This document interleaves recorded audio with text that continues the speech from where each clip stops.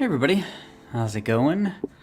Welcome to What is Fabrizio Inking today, which is a little different than What is Fabrizio Drinking. The sequel to the critically acclaimed, award-winning podcast, What is Fabrizio Drinking?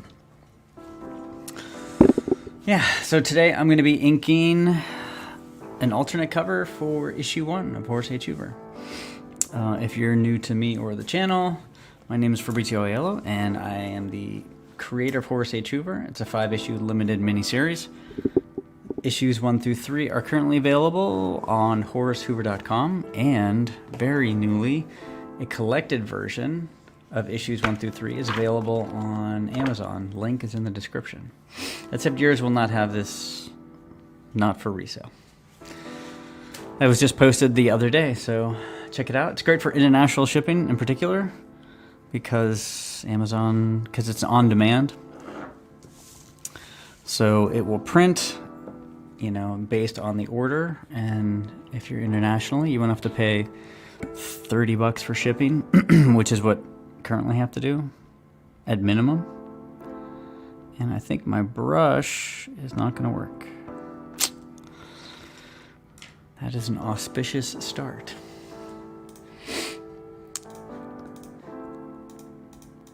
I thought I saw a comment. I think as soon as the chat or as the live stream starts, it gets rid of other comments. But I thought I saw a comment pop up. Thanks for joining. But I'm gonna have to grab a brush. Give me 1 second.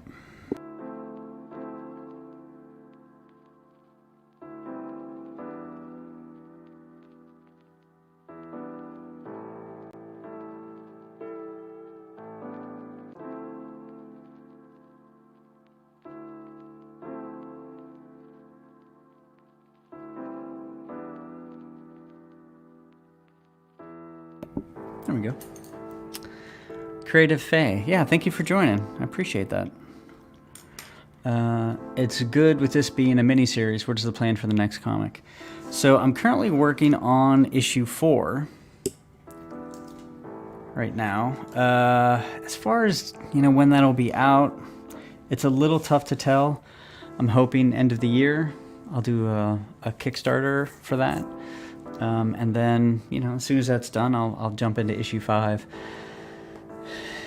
And then I'll collect issues 4 and 5 because they're probably both 36 pages. So that'll be 70 pages with some additional stuff. So we're probably up to 75 or 80 pages. So I will do another collected version to finish that out. And then maybe potentially do a 1 through 5, but that seems that's a lot. That's a lot of pages. So we'll see.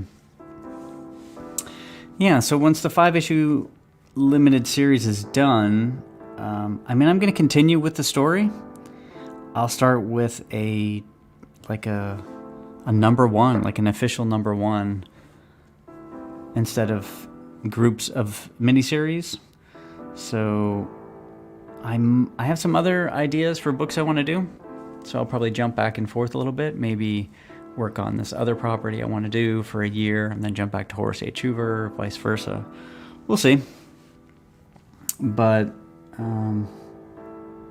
right now it's Horace H. Hoover 100% of the time, and trying to get issue 4 and 5 out as soon as I can, but they're definitely taking a little longer because I'm simply putting more into them. So they're more detailed. I'm really crafting some interesting fight scenes and backgrounds and things like that. So it's one of those deals where you naturally kind of raise the bar for yourself each time.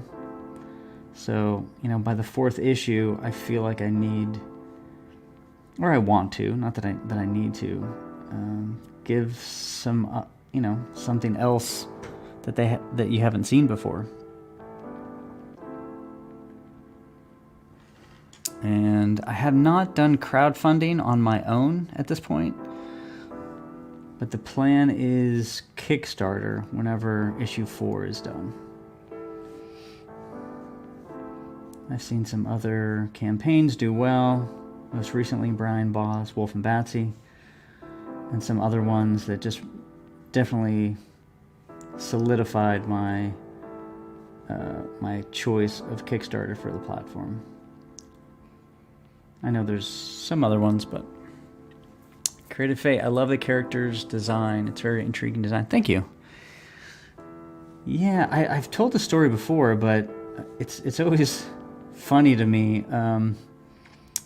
I was doing these big, and I'm doing a warm-up here. Oh, hey Ben, how's it going? Thanks for popping in.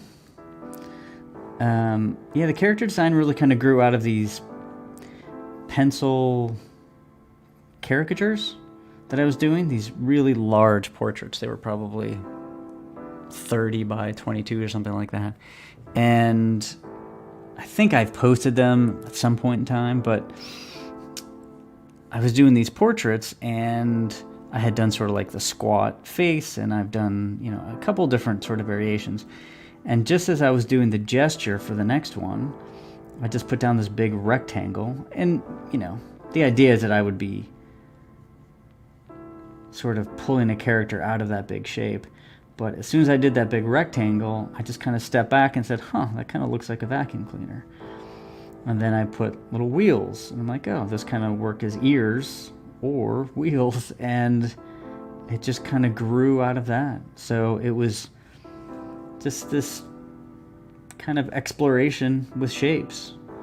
And then once you get enough shapes and an interesting overall like silhouette of a character, then you can really dial in the conceptual stuff. So then we're talking about the outlet on his breast plate, you know, the hanging cord, all those little things you get to play with once you have that main character structure down. So it's been pretty fun. And it's one of those deals where once you have one character, creating new characters in that world just becomes easier, because then you have something to sort of bounce it off of, as opposed to, okay, I have to create 10 different characters, go. Once you have the protagonist, like I said, you have something to bounce it off of. So a lot of times the protagonist will be the exact opposite of the antagonist. So the antagonist will be short and squat, you know, as opposed to Horace H. Hoover, who is tall and thin. Yeah, so that's kind of how it started. And we will see some new characters in, let's see, issue 4. We're going to revisit some characters for sure. We wrap up a plot thread, and issue 5 is going to be more of like it's a one-off. So that's going to be a self-contained story, and that's definitely going to have some new characters, some new locations I'm really excited about. But you can't get ahead of yourself. Ernest, hey, thanks for posting my stuff. I appreciated that. Congratulations on getting Volume 1 on Amazon. Hope it does great and brings in more fans. Thank you. Yeah, getting the Volume 1 on Amazon was pretty fun. It was kind of tedious because the format that Amazon takes is different than the format my current printer takes, so I had to go and reformat every single page. There was a lot of just noodling with files and things like that. So once it was done, and for a while I thought, well, is this even worth it? But now that it's up there, I already have an order from somebody in Canada, which again was really one of the big reasons I wanted to do it, is international shipping. Just, it's a lot easier for people. So thank you. Yeah, I'm excited about that. I definitely need some reviews. So I'm going to ask, and I have been asking people, that if you've read the book, if you could go into Amazon and do a review, that'd be great. If you want to talk about how awesome I am as well, not just the book, you can make it a review of me as a person. Well, actually, let's not do that. That's probably not a good idea. Creative Faye, got to do the work first. I know that for true. I don't know if I recognize your name. Do you have a book, or are you an artist? Creative Faye.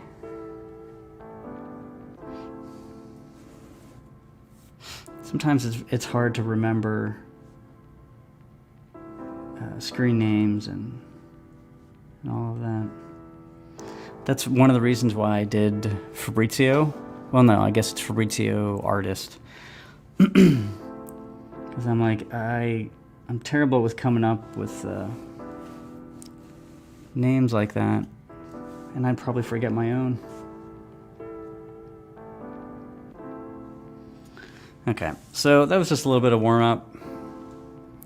I grabbed a new brush, and sometimes you gotta test out the brush to make sure that it's gonna do what you want. So this is where we're at currently.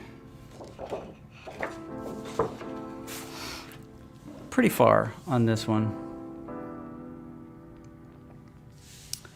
So got the clouds here. Some of this little town to do. Tentacles. Got this guy to do. So it's still gonna take some time. I don't know if we'll be able to finish it today, but we'll see. Probably not.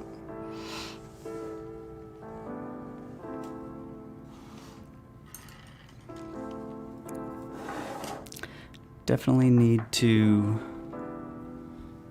get on the right side here.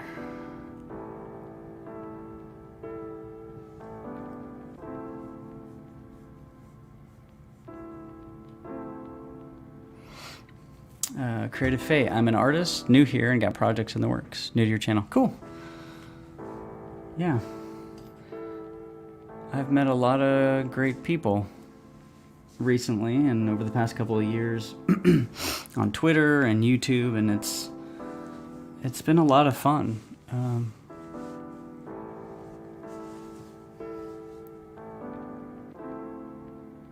Ben Soto included.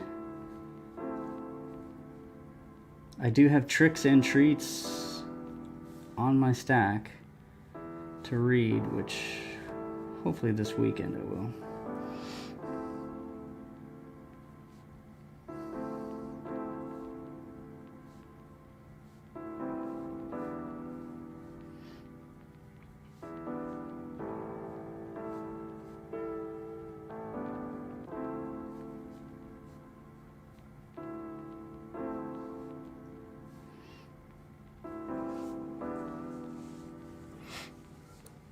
Ben, Fabrizio is a grade A quality human.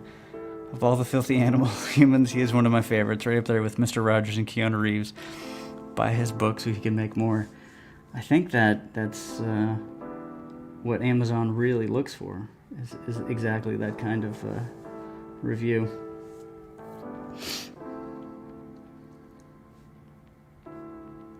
I'm really hoping that at some point in time down the road, somebody buys the book and they write a terrible review because they thought it was the vacuum cleaner or something like that. I would love a review like that.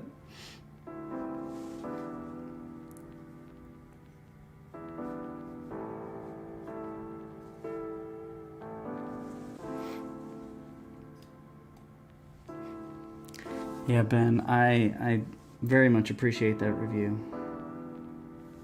If that doesn't bring people in, I don't know what will.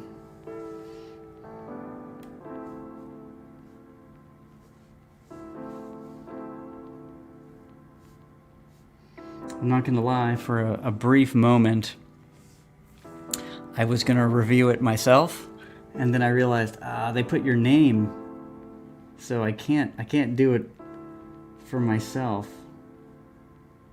It's like voting for yourself in an election. It's like, you do it, but should you do it?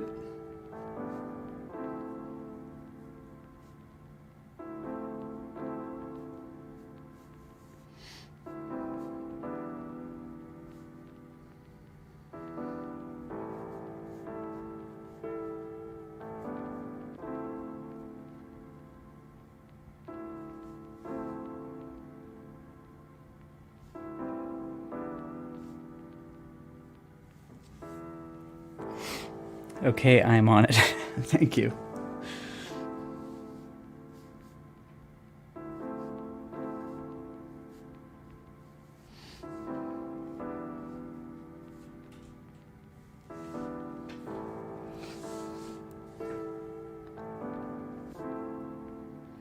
So I forgot whenever I was drawing this guy again, he actually doesn't have hair that connects the top piece of hair and the sides. Just completely forgot about that. Or liking your own artwork on social media. Yeah, exactly. Good job, Fabrizio. And I can't even hide behind the fact that, you know, there's a colorist and a letterer. I do everything. So I can't even hide behind the plausible deniability of wanting to shower part of the team with praise. So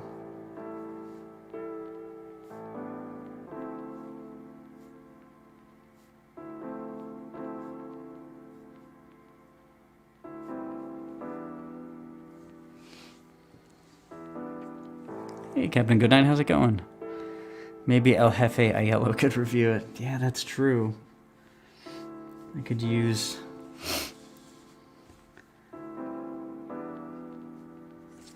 my alter egos. But I still have Aiello in the title. That's gonna get me every time.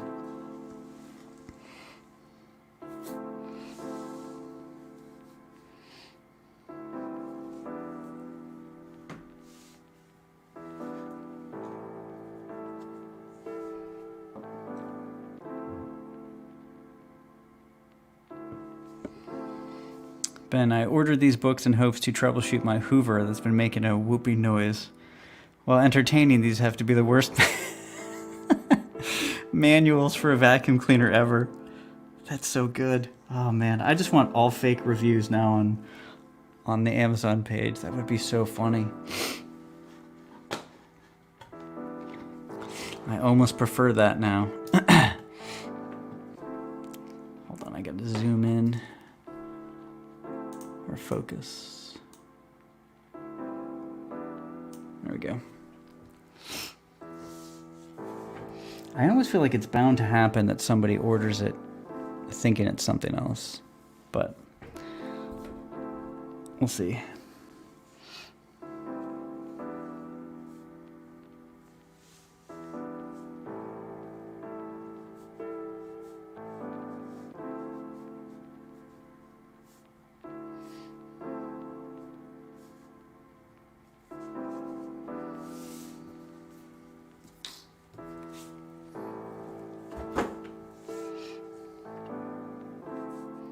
Yeah, if anybody has any questions about Amazon KDP, I feel like I'm definitely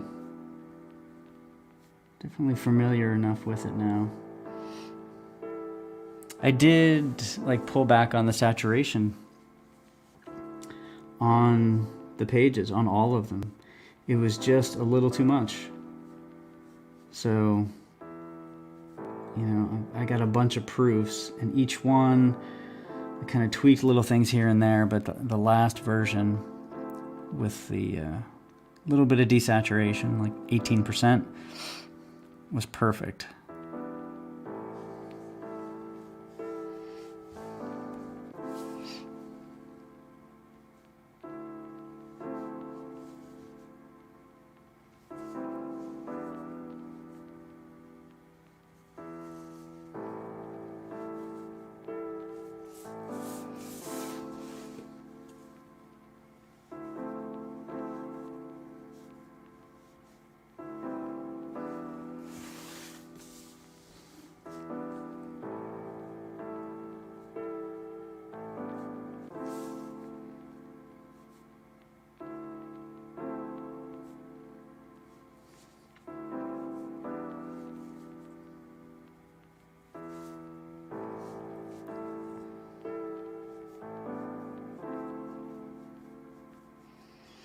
I'm trying to think if I've been reading anything recently. I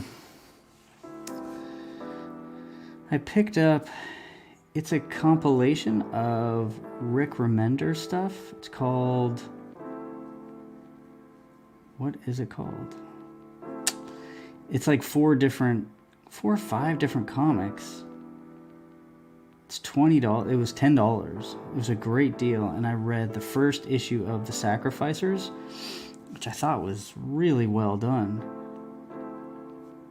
It's just the beginning, and it's kind of vague. They're really not ham-fisted about anything, which I prefer. I prefer for things to be slowly rolled out. But so far, that first issue of The Sacrificers and the next one, which is... I can't think of the title right now. Essentially, these like homeless kids to become assassins. Again, really well done. I'm probably gonna pick up definitely more of The Sacrificers and finish that book for sure. But I really like the idea of a collected book that has first issues of stuff. It's such a great way to introduce people. It was very cost effective. Again, $10 for 5 issues. I'm pretty sure it was 5. I think it's a great idea. You know, we're always looking for ways to get people to check out your comic book. Now, Rick Remender obviously he has enough books where he can do something like that. But I was thinking, even if it's different authors, you know, just do one graphic novel, try to make it as cheap as humanly possible. So it's not an anthology in that, you know, the stories aren't written for the book, because the idea is that those are separate titles, but you're just printing the first issue. So I don't know what you would call that. I guess it's kind of an anthology, but not in the way that we usually think of it.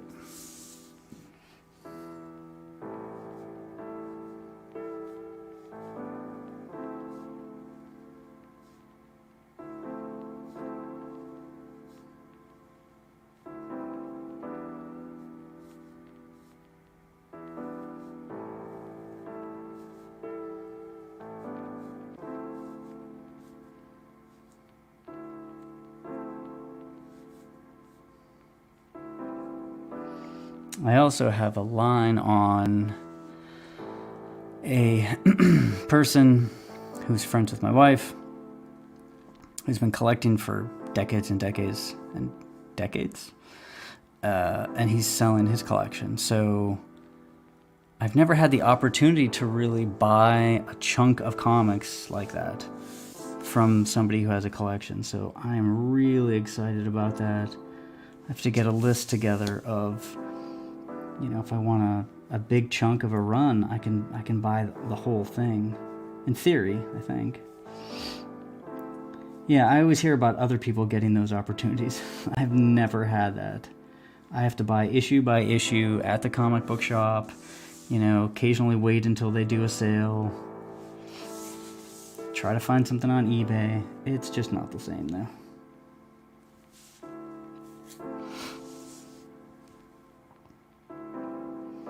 So I think the runs that I'm going to try to fill out, first is going to be Thor. And I don't know how far back I'll go, but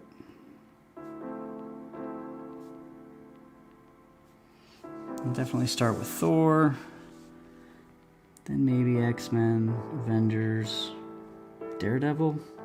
I don't know. We'll see.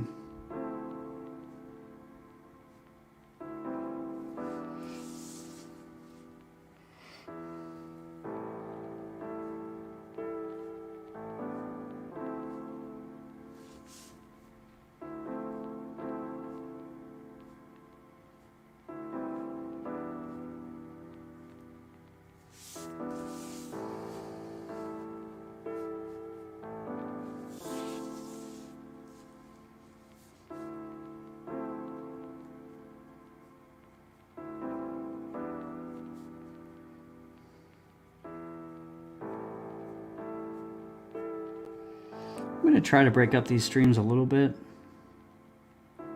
And today I do want to show sort of like panel composition, there was a page in issue 4 that I've been working on, and there was one particular panel that that I just kept on redrawing, and not because I couldn't draw what I wanted, it's just I felt like I kept on thinking of better panel compositions, and there's a little bit of a mistake there, so it took me 4 tries to get to the end panel that I'm at right now. And I kind of want to show that just because I thought it was interesting, because a lot of times those panels, the previous 3 iterations of those panels would have worked just fine, and I could have in theory stopped, but the last panel you'll see is objectively better. So that's where I always feel like, yeah, it takes longer sometimes to do something, but once you land on that panel and you know that it's the best out of the last 4 versions, it was worth it, you know? It was worth it to take that time to step back from it, try it again, to hit that last version that works really well.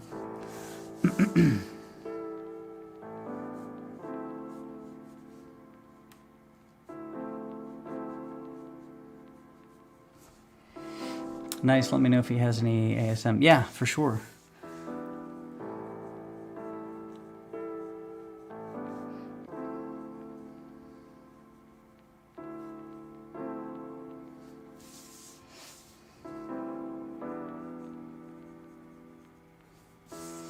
There's a comic book shop in Pittsburgh, which I've talked about. It's called Ides, and it's been around forever. And they used to do this sale twice a year. All back issues off were 50% off.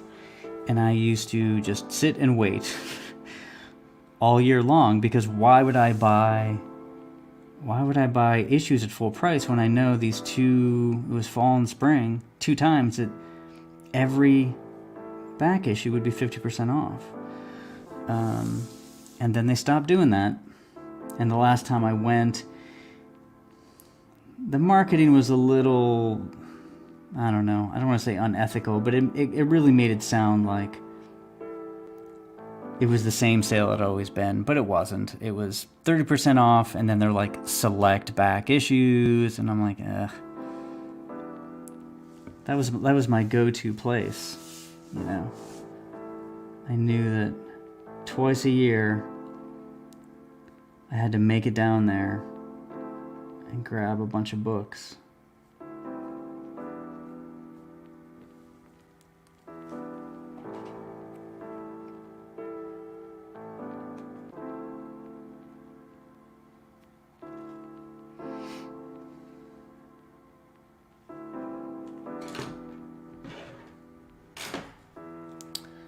Creative Fate, definitely better than redoing the panel and the previous version being the best. Yeah, exactly.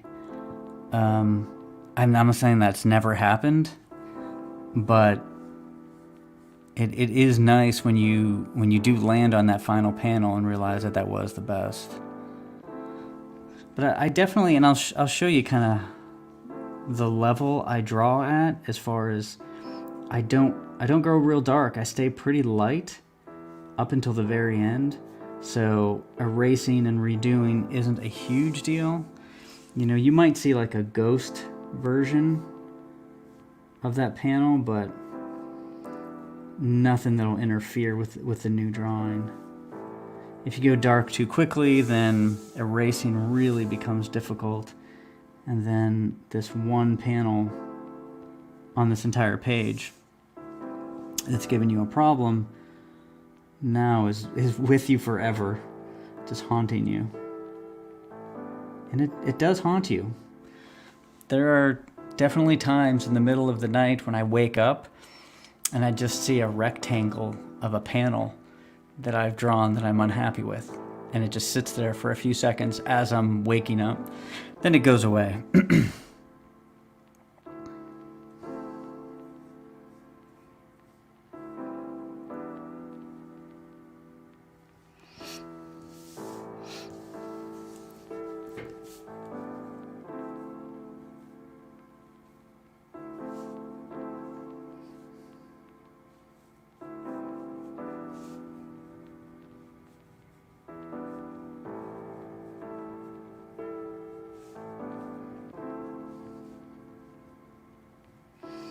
Oh, I bought some new Conan comics. And I know there's a couple different series, and I don't have them in front of me, but I got issue 1 and 2 of Conan.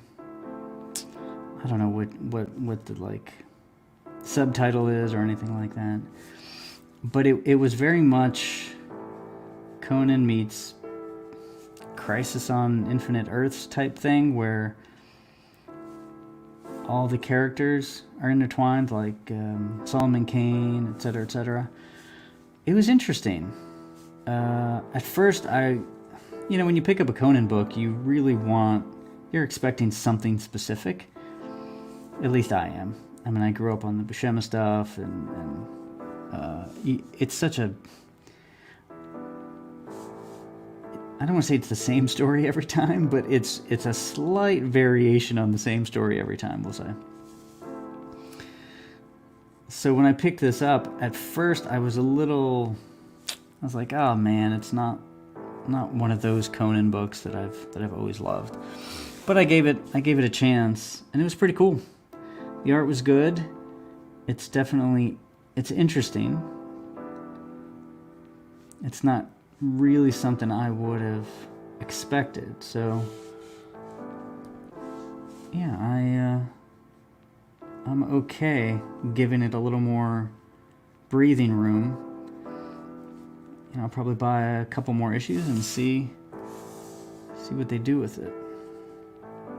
The other Conan book, I'll be honest, I was baffled by it. I couldn't tell if it was Conan or Thor, because they kept on talking about Valhalla and this and that. So it was issue like 13 or something, so maybe I really needed to know exactly what was going on, because it was just so confusing. It didn't feel like a Conan book at all. It felt like a Thor book.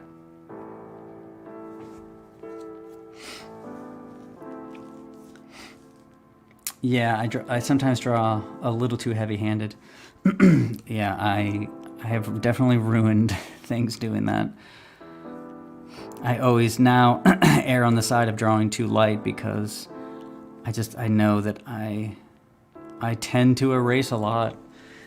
There's sometimes where I will do a thumbnail of a comic book page. I'll do the thumbnail 4 or 5 different times.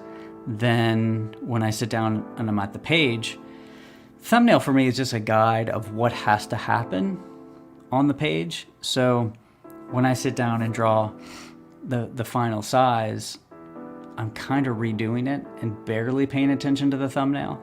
So then there might be multiple iterations of the page too. So there's, some panels they might take 3 or 4 versions.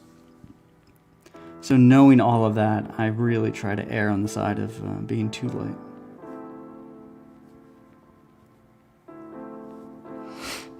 How long have you been making comics? That is a good question. It seems like it should be a simple answer.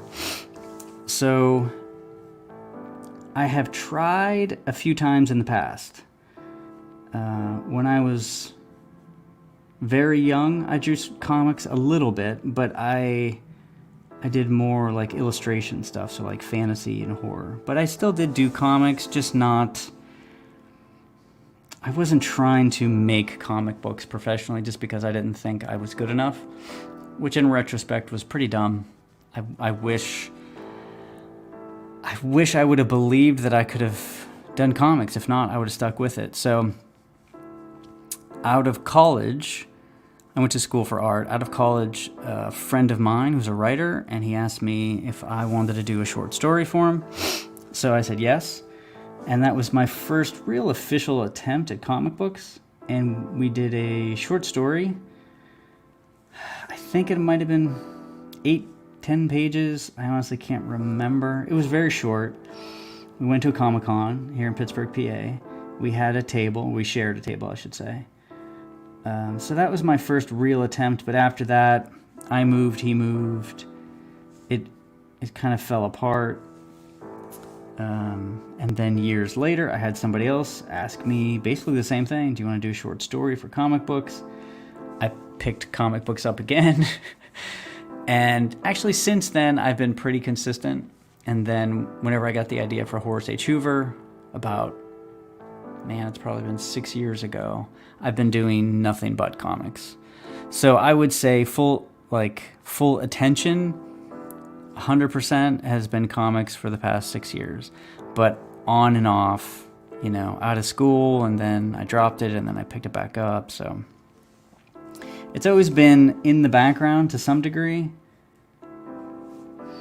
And that's why whenever I did Horace H. Hoover, yes, it was my first comic, kind of. You know what I mean? It's not... Sorry, 1 second. It's kind of weird. Something's going on with X.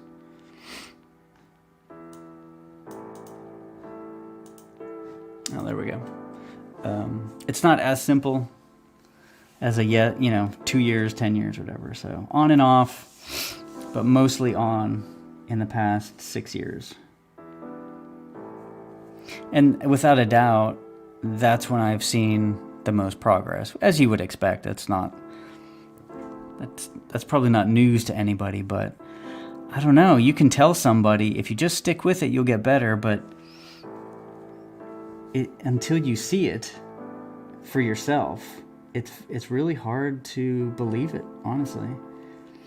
You kind of think, well, maybe I'm just not a good comic book artist. Maybe that's just not my thing. Maybe I'm an illustrator, a sculptor, a painter, or something else.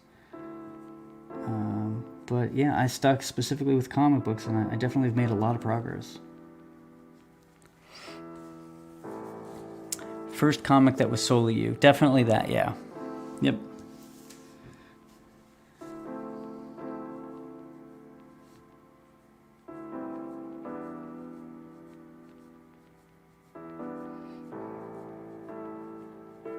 The other thing too that I didn't have, when those few times that I did try to do comics, I didn't have YouTube, and it was very difficult to see the path to get from just drawing to drawing comic books to coloring them and inking them and just like going through the whole process. It was a much more difficult process to nail down before YouTube and the internet, and now lots of people are online, and it's very available if you want it.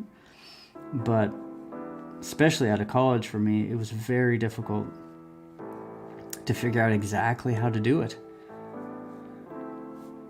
Actually, I have a not funny story, but so I'm in college. This was maybe my senior year of college. And I'm like, you know what? Maybe I'll get back into comics. I'll do all this, etc., etc. I didn't know how comics were colored. I knew it was Photoshop. Photoshop was pretty new to me. I had my wife, because she had an email account and I didn't. I know that sounds crazy, but this was a long time ago. She had an email account, and she emailed David Finch. And to this day, I can't remember how I got David Finch's number. Maybe it was actually on a comic book or like in the letters page or something like that.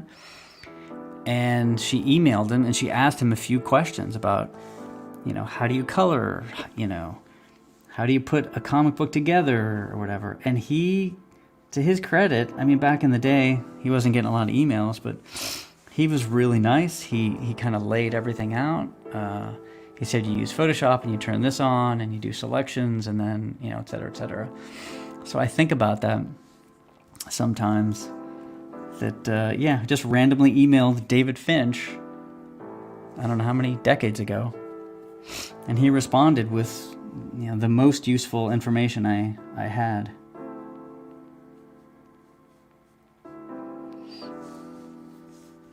I'm sure it was, I know it was like an AOL account. Those were the days of AOL and Hotmail and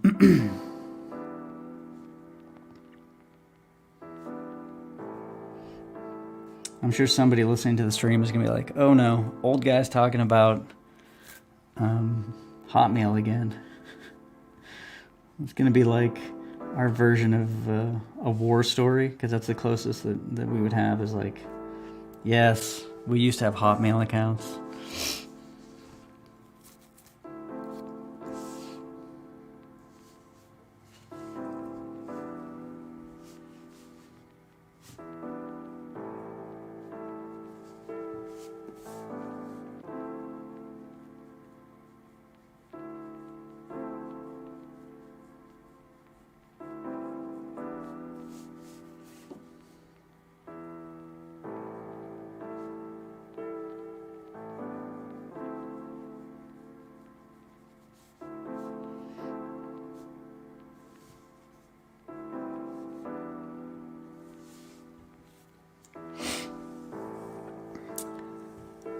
Ben Soto, I still have a Hotmail account. You do not. Are you serious?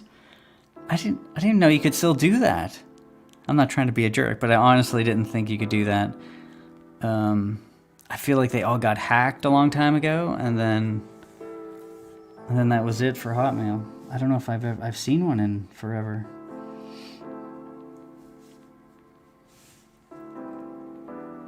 I appreciate that, Ben. Having a Hotmail account is kind of like the digital equivalent of still smoking. You know, you're like, screw it, I'm smoking. I don't care what I don't care what anybody says. So I appreciate that. It's very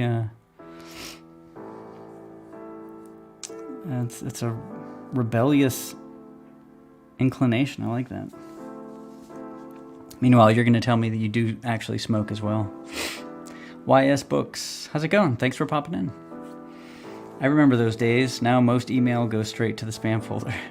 Yeah, that is pretty much the difference.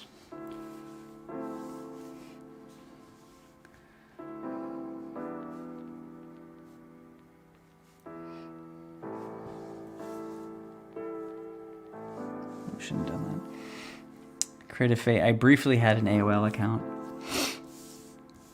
Man, yeah, we had to basically come up with new AOL accounts every time to get that free.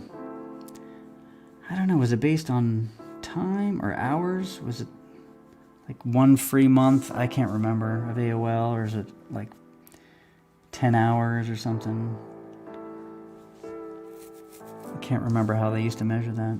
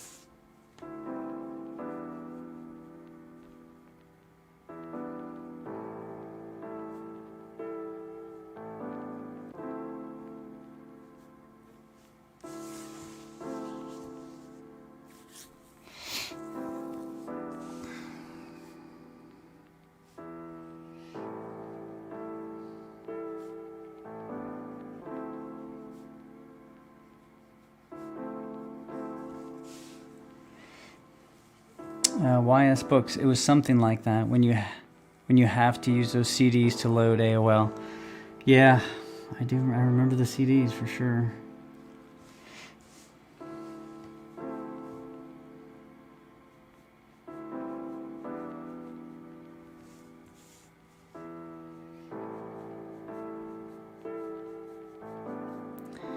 You know, one thing I was thinking about as far as Horace H. Hoover and drawing is, you know, once you see the collected book, you'll definitely see a progression of skill. And at first I thought that would be a problem, but it's okay, because as long as it's within like certain boundaries, it's actually fine. If you were going to go from like Jay Lee in the 90s to Jay Lee today, you would be like, that's not the same artist, and that's just weird. But since I'm still attempting the same style between all three issues, it still works. It still looks like one artist. But it is kind of interesting. I definitely feel like the next thing I do is going to be pretty different style-wise. But so now I have to sort of tell myself, okay, you know, this is your Horus style. So even if even if I want to do something a little sort of simpler, you know, more cartoony or whatever the case is, can't really do it because it'll look too different, and I think it might be jarring.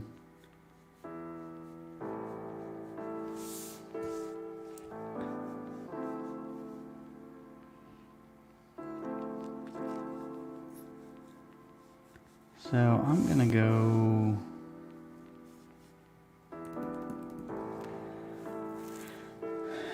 So this is an interesting inking question. I had two planes here. Both were in shadow at minimum, but one, you know, you can't have them both the same gray. And you'll see I just blacked this out.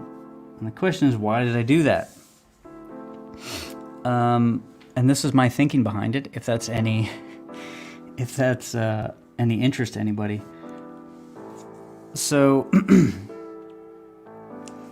if you have a light source coming down from the top, you have shadow being cast from this pouch onto here, and then you have shadow being cast from the bottom of his coat onto here.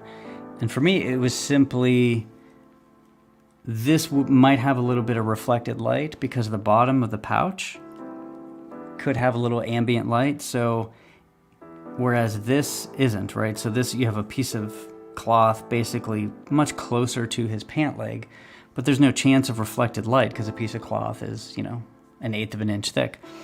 So, but the bottom of that pouch could have ambient light enough to give a little bit of reflected light to the top of the coat. So that was my thinking on that. I was thinking it, so I said it out loud. Very Horus-like, actually. Captain Goodnight, what are your biggest stylistic changes since the first issue to now? If you know what, maybe I'll pull out the third, or I'll pull out the compiled book, but in the first issue, it's a much simpler style. I don't use a lot of hatching in the first issue compared to the third issue. I spot blacks more. Yeah, it's just a simpler style. I was so concerned with just getting basic perspective and anatomy and folds right, that, you know, sort of lingering over a piece of textured cloth or background or something like that. I didn't have the, we'll call it mental creative bandwidth for that. And then, you know, in the second issue, I knew that I could execute everything in the first issue. It's 2 locations, it's a couple of characters, it's pretty limited. In the second half of the first issue, we have more characters, we have city scenes, we have monsters, we have other characters. I'm like, okay, well now I know I can do that at a certain level. I can do cars or whatever. Then in the second issue, okay, you know, I really need to kind of bump it up. So I do that double page spread of the library, which was extraordinarily difficult. The curved perspective on that library was a labor, we'll call it. But there was definitely more detail and texture, more rendering for that.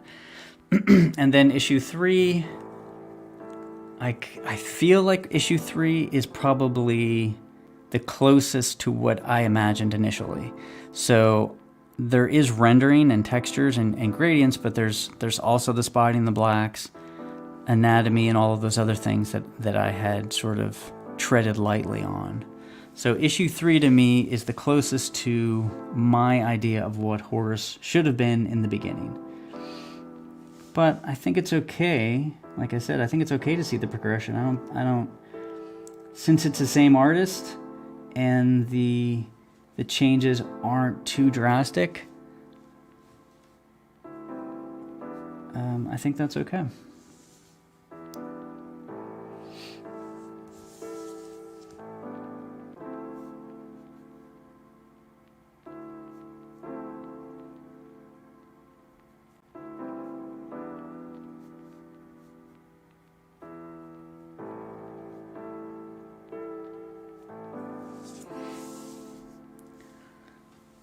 Creative Fate, your horror style is very nice. Thank you.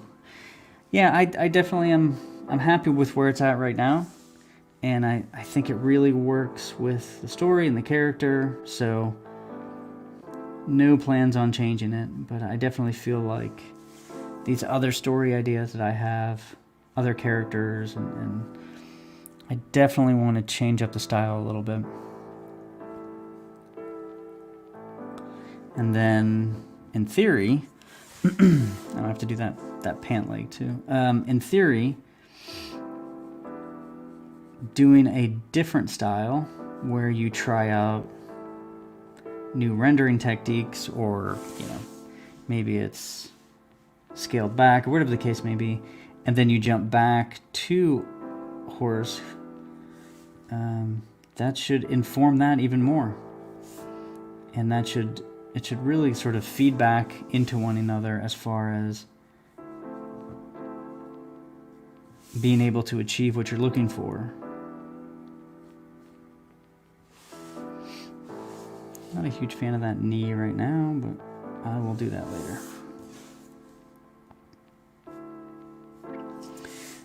Yeah, you got to make sure for the shadows that you're still following the form of what's underneath it. If not, it'll just flatten out your drawing.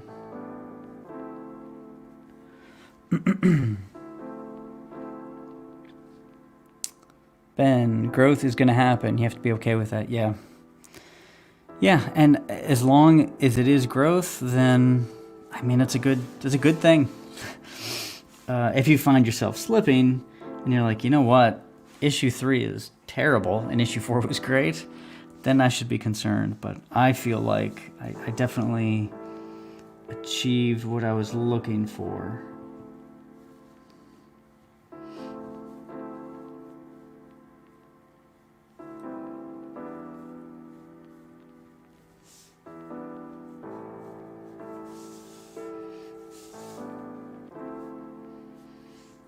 And I think comic book fans, obviously me included, I read stories with a whole bunch of different styles and levels. The book that I always think about is From Hell by Alan Moore and Eddie Campbell.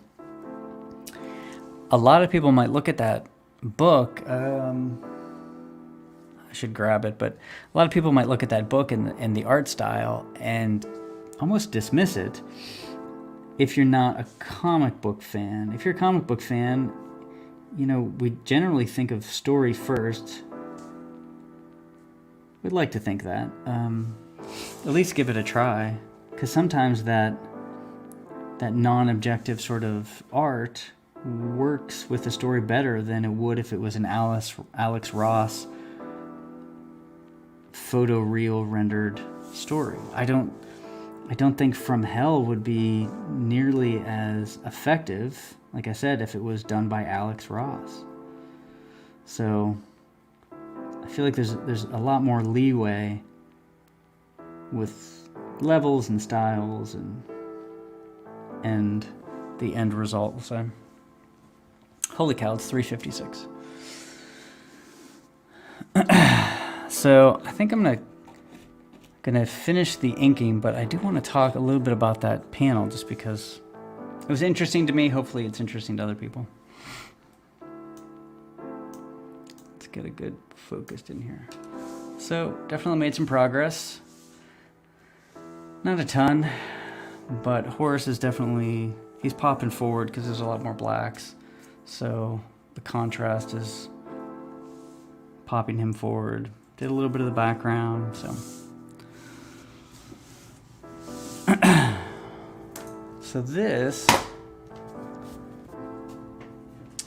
is the panel, and this is a little bit of spoilery, but look away. This might be hard to see. Hopefully it's not, though. So this is the panel. This is the end result of the panel. And it's nothing spectacular, right? So the reason I wanted to show this is because the versions of this panel before, right? So I had a real long panel to work with. So the first version, and I'll just thumbnail it out real quick, was actually Horus sort of jumping up, kind of punching him, you know? Pow, right? And then the big demon guy is getting knocked or whatever. But it was lacking something, because the panel before, we're looking at the front of Horus, and then we flip around to the back. It just wasn't working. So, okay, I will try a different one. And the next one was, I want to start to build maybe a little tension. So what I did was, the big demon guys in the back like this, you know. And then I just wanted to do the classic, like, Horus, his hand, like, balling up into a fist in the foreground. And then the next panel is him punching. I'm like, okay, well, that actually works a little better. And then the last one I did was...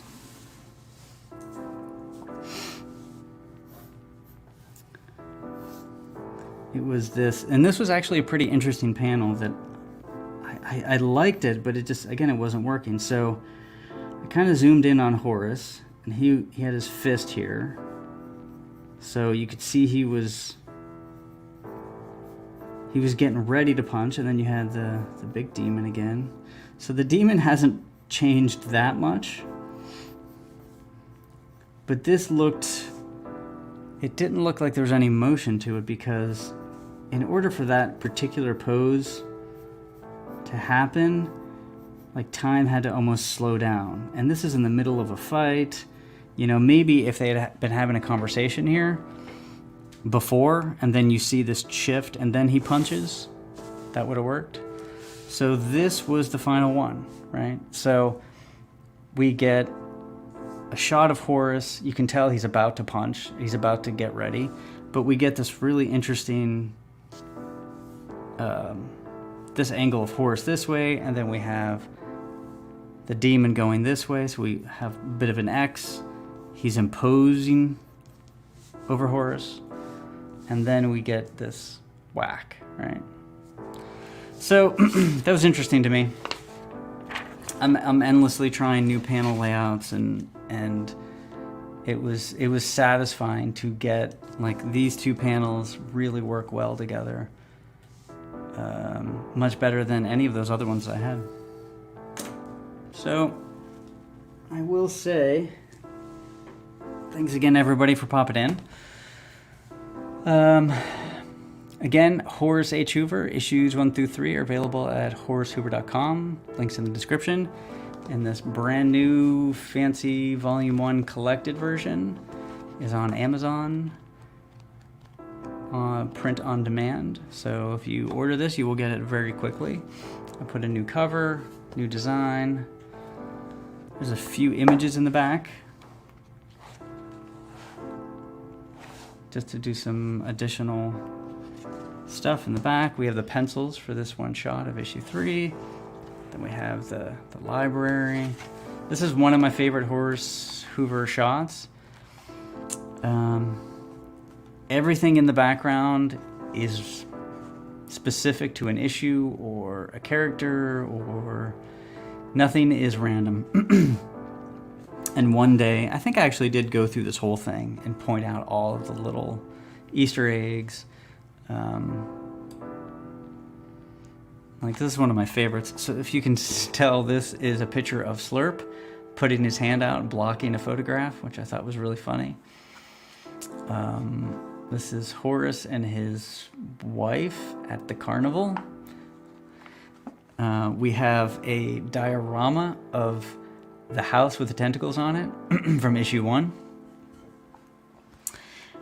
This is one of Horus's devices. So he makes things, and I'll get into how he makes things and what he does exactly later on. We've seen a little bit of it. I've implied some things, but I haven't outright said how he does it. But you'll see a toy car. That's an old battery. This is some weird idol, and they're being connected via wire. This is a clock.